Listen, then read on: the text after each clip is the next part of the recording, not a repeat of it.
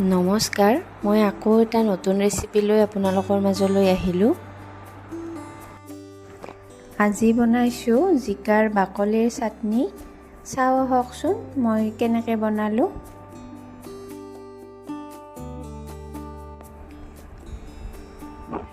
এখন কেৰাহী গৰম হ'বলৈ দিছোঁ। তাতে যেতিয়া কেৰাহীখন গৰম হৈছে তাত অলপমান সৰিয়হৰ তেল দি দিছোঁ।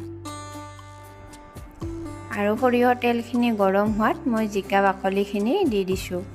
দি অলপ সময় লৰাই আছোঁ ভালদৰে।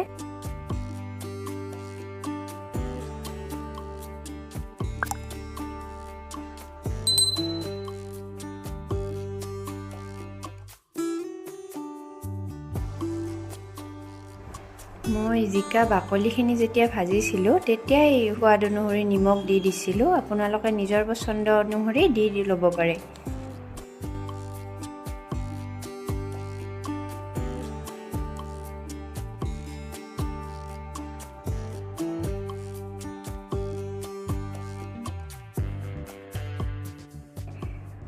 তাৰপিছত ঢাকনি এখন লগাই 1 মিনিটমান সময় মই ঢাকি থৈ দিছোঁ। এতিয়া ঢাকনিখন গুচাই আকৌ লৰাই দিছোঁ। লৰাই হ'লত এইখিনি ঠাণ্ডা হ'বলৈ দিলোঁ অলপ দেৰিৰ কাৰণে। এতিয়া মই মিক্সিৰ জাৰ এটাত লৈ লৈছোঁ বাকলিখিনি আৰু তাতে মই অকণমান মটৰ দিছোঁ। এইটো অপচনেল হয়, আপোনালোকে ইচ্ছা কৰিলে নিদিবও পাৰে।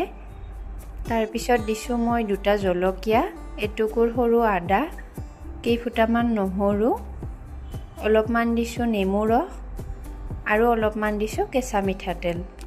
এতিয়া এইখিনি গোটেইখিনি মই গ্ৰাইণ্ড কৰি পেষ্ট বনাই লৈছোঁ।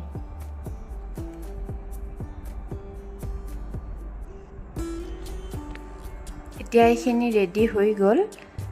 বহুতেই সোৱাদ লাগে এইটো ৰেচিপি, আপোনালোকে বনাই চাবচোন।